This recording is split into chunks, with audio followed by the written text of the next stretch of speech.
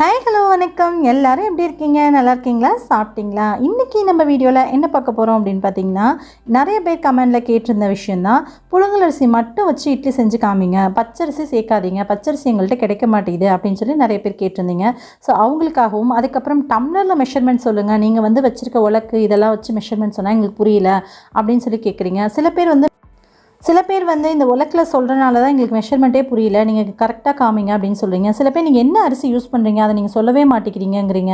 புழுங்கல் அரிசி பார்த்தாலே உங்களுக்கு தெரியும். நான் புழுங்கல் அரிசி, இட்லி அரிசி நான் சொல்கிறது எல்லாமே வந்து புழுங்கல் அரிசி தான். பச்சரிசிங்கிறத மட்டும் நான் தனியாக மென்ஷன் பண்ணியிருப்பேன் எல்லா வீடியோலையுமே. சரி, ஓகே. இப்போ டம்ளர் மெஷர்மெண்ட்லேயே வச்சு நான் உங்களுக்கு சொல்லி காமிக்கிறேன். கூடவே வந்துட்டு கிலோகிராம் கணக்கையும் நான் கூடவே சொல்லிடுறேன். சரிங்களா? இப்போ வந்து டம்ளரில் வந்து நான் இன்றைக்கி 10 டம்ளர் அளவுக்கு எடுத்துக்கிறேன். இந்த டம்ளர் 200 கிராம் அளவுக்கு இந்த டம்ளர் வந்து பிடிக்கும். ஸோ அதனால் வந்து 200 கிராம் டம்ளர் தான் நான் எடுத்திருக்கேன். நார்மலாக உங்கள் வீட்டில் காஃபி டம்ளர் இருந்தால் கூட நீங்கள் தாராளமாக எடுத்துக்கலாம். நீங்கள் எந்த டம்ளர் வேணாலும் எடுத்துக்கலாம், எந்த கப் வேணாலும் மெஷர் பண்ணிக்கலாம். ஓகேங்களா? இதில் வந்து 10 டம்ளர் அளவுக்கு நான் அரிசி எடுத்திருக்கேன். உளுந்து வந்து எந்த அளவுக்கு எடுக்கிறேன்னு காமிக்கிறேன். 1.25 அளவுக்கு உளுந்து எடுத்திருக்கேன். எந்த டம்ளரில் நீங்கள் அரிசி அளக்குறீங்களோ சேம் அதே டம்ளரில் 1.25 அளவுக்கு உளுந்து எடுத்திருக்கேன். ஸோ அரிசி வந்து பார்த்திங்கன்னா 200 கிராம் அளவுக்கு சேர்த்துருந்தனால 10 டம்ளருக்கு வந்து 2 கிலோ அளவுக்கு அரிசி. அதே வந்து உளுந்து பார்த்திங்க அப்படின்னா 350 கிராம் அளவுக்கு உளுந்து வரும். சரிங்களா? கூட வந்து 2 ஸ்பூன் அளவுக்கு நான் வந்து வெந்தயம் சேர்த்துக்கிறேன். வெந்தயம்னா வந்து கிராம் கணக்கில் எனக்கு சொல்ல தெரியாது. 2 ஸ்பூன் அளவுக்கு நான் வந்து வெந்தயம் எடுத்திருக்கேன். இப்போது அரிசியை வந்துட்டு நல்லா அலசி வாஷ் பண்ணிவிட்டு சேர்த்துக்கோங்க. நல்ல தண்ணி, அதாவது வாஷ் பண்ணும்போது உப்பு தண்ணி சேர்த்து வாஷ் பண்ணால் ஒன்றும் பிரச்சனை இல்லை. ஆனால் நீங்கள் வந்து ஊற வைக்க போகிறப்போ நல்ல தண்ணி ஊற்றி ஊற வச்சுக்கோங்க. இன்றைக்கி வந்து நான் கடரிசி யூஸ் பண்ணியிருக்கேன். ஸோ அதனால் இந்த மெஷர்மெண்ட் சொல்லியிருக்கேன். ஸோ ரேஷன் அரிசிக்கு என்ன மெஷர்மெண்ட் சேர்க்கணும் அப்படின்ற வீடியோஸ்லாம் நான் ஆல்ரெடி போட்டிருக்கேன். அதை நீங்கள் செக் பண்ணிக்கோங்க.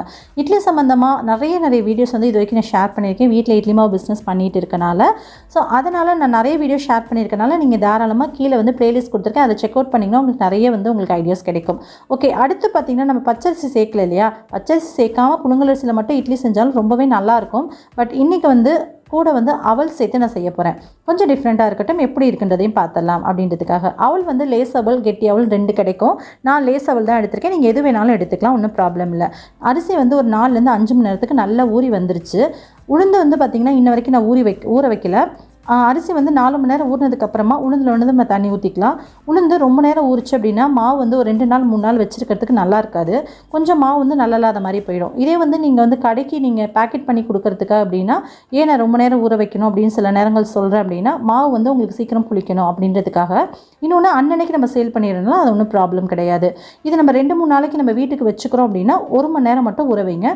ஃபஸ்ட்டு நம்ம அலசின தண்ணியை வாஷ் பண்ணிவிட்டு வெளியே ஊற்றிட்டு அடுத்து ஊற்றுற தண்ணியை அப்படியே நீங்கள் ஸ்டோர் பண்ணிடுங்க. இந்த தண்ணி சேர்த்து தான் நம்ம வந்து மாவு அரைக்கணும். நம்ம எப்போ உளுந்து ஊற வைக்க போகிறோமோ அப்போ மட்டும் நீங்கள் இந்த அவலில் தண்ணி ஊற்றினா போதுமானது. அவல்லையுமே ஒரு தடவை லைட்டாக அலசி வெளியே ஊற்றிட்டு அடுத்த தண்ணியை நீங்கள் வந்துட்டு அப்படியே ஊற்றி அப்படியே வச்சுருங்க. அந்த தண்ணியோட சேர்த்தே வந்து நம்ம அரிசியில் சேர்த்தலாம். ஏன்னு கேட்டிங்கன்னா இது வந்து ரொம்ப லேசான அவல். நீங்கள் அடிக்கடி தண்ணி ஊற்றி கழுவுனீங்கன்னா கூழ் மாதிரி ஆகிடும். அப்போது அந்த தண்ணியிலேயே அவல் எல்லாமே வெளியில் போயிடும். ஸோ அதனால் ஊற வச்சோம் அப்படின்னா அந்த தண்ணியை அப்படியே சேர்த்துக்கிற மாதிரி பார்த்துக்கோங்க. கம்மியாக தண்ணி ஊற்றி ஊற வைங்க. அந்த அவல் எல்லாமே அந்த தண்ணியை அப்சர்வ் பண்ணுற மாதிரி. ஓகே, இப்போ அப்படியே இருக்கட்டும். ரெண்டுமே ஒரு மணி நேரத்துக்கு அப்படியே இருக்கட்டும். ஸோ இப்போ 1 மணி நேரம் கழித்து பார்க்குறோம். அவலில் இருக்க தண்ணி எல்லாத்தையுமே அவல் நல்லா அப்சர்வ் பண்ணி வச்சிருச்சு. இப்போ பார்த்திங்கன்னா உளுந்து நல்லாவே ஊறி வந்திருக்கு. உளுந்தும் வெந்தயமும் நல்லாவே ஊறிடுச்சு. 1 மணி நேரம் ஆச்சு அப்படின்னாலும் உங்களுக்கு நல்லா ஊறிடும். இப்போ ஃபஸ்ட்டு நான் எப்போவுமே உளுந்து தான் அரைப்பேன். என்ன காரணம்னு கேட்டிங்கன்னா, நம்ம அரிசி அரைச்சிட்டு உளுந்து அரைச்சோம் அப்படின்னா கிரைண்டர் வந்து ரொம்ப சூடாகிடும். சூடானதுக்கப்புறம் நம்ம உளுந்து அரைக்கும்போது அது நல்லா இருக்காது. ஸோ ஒரு சில வீடியோஸில் நீங்கள் பார்த்துருப்பீங்க, நிறைய தடவை கேட்டிருப்பீங்க. நான் அடிக்கடி சொல்கிற ஒரு விஷயம் என்ன அப்படின்னா, இட்லிக்கு ரொம்ப முக்கியமே உளுந்து நம்ம ஆற்ற விதம் தான். உளுந்து நம்ம எப்படி அரைக்கணும், எந்த பக்குவத்தில் அரைக்கணும், எப்படியெல்லாம் வந்து அதை கேர் பண்ணி அரைக்கணும் அப்படின்ற வீடியோ ஆல்ரெடி நான் தனியாகவே போட்டிருக்கேன். அந்த வீடியோ நீங்கள் பார்க்கல அப்படின்னா கீழே இருக்க ப்ளேலிஸ்ட்டை கிளிக் பண்ணி பாருங்கள். அதுலேயே அந்த வீடியோஸ் வரும், நீங்கள் பார்த்து தெரிஞ்சுக்கலாம். காமனாக ஒரு விஷயம் சொல்லணும்னா, உளுந்து வந்து கொஞ்சம் கெட்டியாக இருக்க மாதிரி பார்த்து அரைச்சிக்கோங்க. ரொம்ப வந்து தண்ணி மாதிரி நீத்த மாதிரி இருக்கக்கூடாது. நான் வேற ஒரு பாத்திரத்துக்கு மாற்றிட்டேன் உளுந்து எல்லாத்தையும். இப்போ நம்ம அரிசியை வந்து அரைச்சி எடுத்துகிட்டு வந்துடலாம். அரிசியில் உள்ள தண்ணியை வந்து வெளியே வடிகட்டிடுங்க. மேலே கூட வந்து நம்ம அவல் ஊற வச்சுருந்தோம் இல்லையா, அதையும் வந்து இந்த அரிசி கூடவே சேர்த்துடலாம். நான் 2 கிலோ அளவுக்கு அரிசி ஊற வச்சுருக்கனால 2 பேட்சாக நான் சேர்த்துக்க போகிறேன்.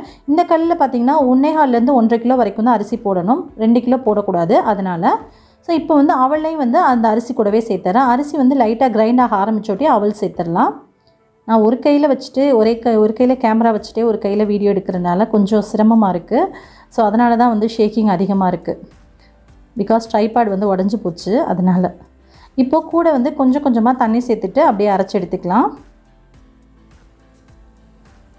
ஸோ அரிசி பார்த்திங்க அப்படின்னா நல்லா நைஸ் ஆகிடுச்சு. நம்ம வந்து புழுங்கல் அரிசி மட்டும்தான் சேர்த்துருக்கோம், பச்சரிசி சேர்க்கலை. இருந்தாலும் இட்லி எந்த அளவுக்கு கலராக இருக்குது அப்படின்றது நீங்களே பார்த்துருப்பீங்க ஸ்டார்டிங்கில்.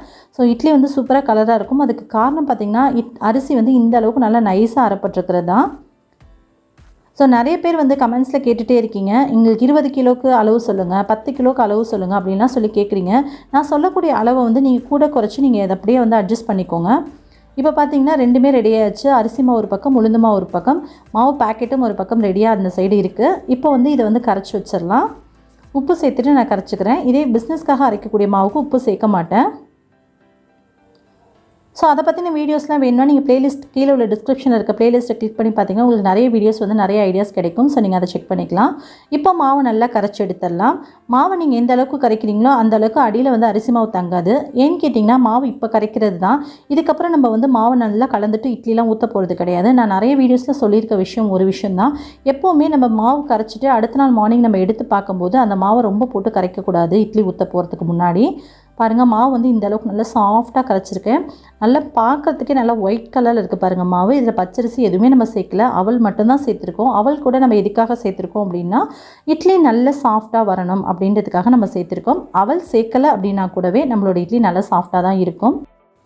ஒருவேளை அவளுக்கு இன்ஸ்டண்ட்டாக வேறு என்ன சேர்க்கலாம் அப்படின்னு நீங்கள் கேட்டிங்கன்னா சாதம் சேர்க்கலாம். வடித்த சாதம் இருக்கு இல்லையா, நம்ம எவ்வளோ அளவுக்கு அவல் சேர்த்தமோ அந்த அளவுக்கு நீங்கள் வந்து சாதம் சேர்த்துக்கலாம். அவளுடைய அளவு நான் சொல்லலைன்னு நினைக்கிறேன்.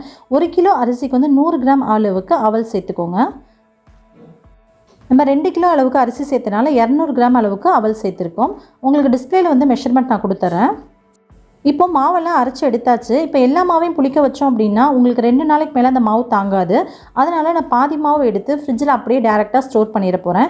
ஸ்டோர் பண்ணிவிட்டு 2 நாள் கழித்து எடுத்து பார்த்தோன்னா ஃப்ரிட்ஜ் வந்து பழைய ஃப்ரிட்ஜ் அப்படிங்கிறப்போ உங்களுக்கு அதுவே வந்து கொஞ்சம் 2 நாளில் வந்து மெதுவாக கொஞ்சம் கொஞ்சமாக புளிச்சு வந்திருக்கும். இதே நீங்கள் புது ஃப்ரிட்ஜாக இருந்துச்சு அப்படின்னா எப்போ நீங்கள் வெளியில் எடுத்து வைக்கிறீங்களோ அப்போ தான் புளிக்கும். ஒருவேளை உங்களுக்கு காலையில் மாவு தேவைப்படுதுன்னா நைட்டு நீங்கள் எடுத்து வெளியே வச்சுக்கோங்க. இல்லை நைட்டு தேவைப்படுது அப்படின்னா காலையில் எடுத்து வெளியே வச்சுக்கோங்க. நான் வந்து ஃப்ரிட்ஜ்லேயே வச்சுட்டேன் அப்படின்னாலே 2 நாள் கழிச்சு எனக்கு கரெக்டாக இருக்கும். இப்போ நான் அந்த மாவை தூக்கி ஃப்ரிட்ஜில் வச்சிட போகிறேன். இதை மட்டும் நான் வெளியில் வச்சு புளிக்க வைக்க போகிறேன். இந்த மாவை அப்படியே வெளியில் வச்சுட்டு மார்னிங் பார்க்கலாம் எப்படி இருக்குது அப்படின்றத. அப்படியே ஓரமாக ஒரு பக்கம் இருக்கட்டும். இப்போது மார்னிங் பார்க்குறோம். மாவு பாருங்கள் நல்ல ப்ளஃபியாக மேலே எழுந்து வந்திருக்கு. ஸோ மாவு வந்து ரொம்ப போட்டு அடிச்செல்லாம் கலக்கக்கூடாது. பாருங்கள், இந்த அளவுக்கு மட்டும் கலந்தால் போதும். லைட்டாக மேலே உள்ள அந்த ஆடை மாதிரி இருக்குல்ல, அதெல்லாம் லைட்டாக ஒதுக்கி விட்டு கலந்து விட்டோம் அப்படின்னாலே போதுமானது. இப்போ நம்ம இட்லி ஊற்றி வச்சிடலாம். எப்படி இருக்குன்னு பார்க்கலாம்.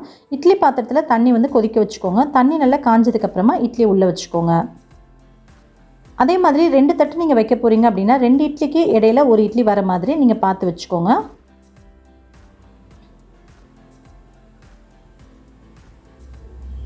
அவ்வளோதான். இப்போ இட்லி 2யுமே எடுத்துகிட்டு போய் இட்லி பாத்திரத்தில் வச்சுட்டு 5 நிமிஷத்துலேருந்து 7 நிமிஷம் வரைக்கும் மட்டும் வேக வைங்க. ரொம்ப நேரம் இட்லி வேக வச்சிங்க அப்படின்னா குழஞ்ச மாதிரி ஆகிடும், லைட்டாக தண்ணி விட்ட மாதிரி இருக்கும். ஸோ அதனால் 5லேருந்து 7 நிமிஷத்துக்கு மட்டும் இட்லி வேகட்டும். இப்போ சரியாக ஒரு 7 நிமிஷத்துக்கு பிறகு நான் எடுத்துகிட்டு வந்திருக்கேன். ஸோ இட்லி எப்படி இருக்குன்னு பார்க்கலாம். ஸோ கொஞ்சம் அவசரப்பட்டு அப்படியே போட்டுட்டேன். ஆனால் தண்ணி தெளித்து எடுத்திங்கன்னா இட்லி சுத்தமாகவே ஒட்டாமல் வரும். எப்போவுமே இட்லியை நீங்கள் எடுக்கும்போது தண்ணி தெளித்து எடுத்துக்கோங்க. அவ்வளோதான்.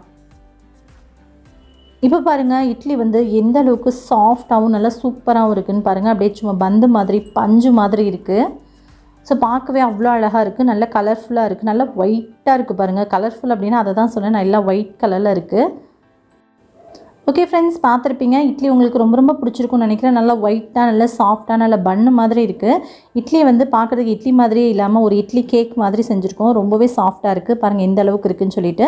கண்டிப்பாக நீங்கள் இதே மெஷர்மெண்ட் யூஸ் பண்ணி ட்ரை பண்ணி பாருங்கள். இதே மெஷர்மெண்ட் அப்படின்னு நான் சொல்கிறேன் அப்படின்னா நான் வந்து என்னுடைய தண்ணிக்கு என்னுடைய உளுந்துக்கு பிரகாரம் நான் சொல்லியிருக்கேன். உங்களுடைய உளுந்து தண்ணி இதுக்கெல்லாம் ஏற்ற மாதிரி நீங்கள் மெஷர்மெண்ட்டை கூட குறைச்சி செஞ்சுக்கோங்க. ஒருவேளை உங்களோட உளுந்து சரியாக காணாது, மாவு நல்லா வராது அப்படின்னு நினச்சிங்கன்னா உளுந்து கூட நீங்கள் சேர்த்துக்கணும்.